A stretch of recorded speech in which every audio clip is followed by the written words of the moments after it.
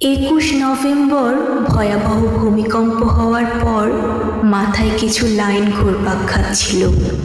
লিখে ফেললাম নতুন একটা কবিতা। আসসালামু আলাইকুম, আমি স্বপ্নিল আধার।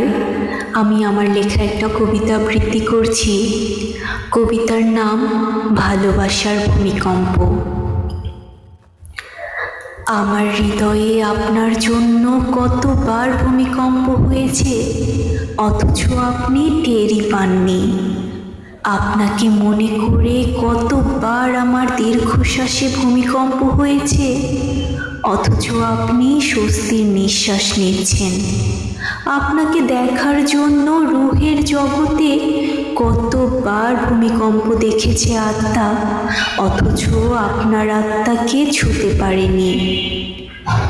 আপনাকে ভেবে অনুভূতির শহরে কতবার চোখের জলের ভূমিকম্প হয়েছে, অথচ আপনি এসে চোখটা মুছেননি। আপনার সাথে কথা বলার জন্য কতবার অস্থিরতার নীরব চিৎকারের ভূমিকম্প হয়েছে, অথচ আপনি এখনো চুপ করে আছেন।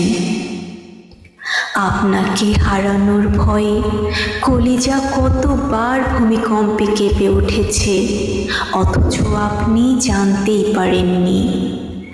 আপনাকে ভালোবেসে কতবার বলতে না পারা নিঃশব্দের ভূমিকম্প হয়েছে, অথচ আপনি আমার জন্য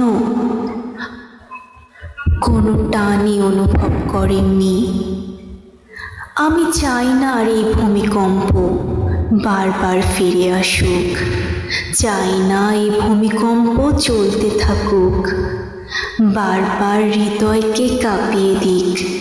শুধু চাই একবার এসে বলে দেন ভালোবাসি, তারপর আমিও ভালোবাসি বলে আপনাকে জড়িয়ে ধরব।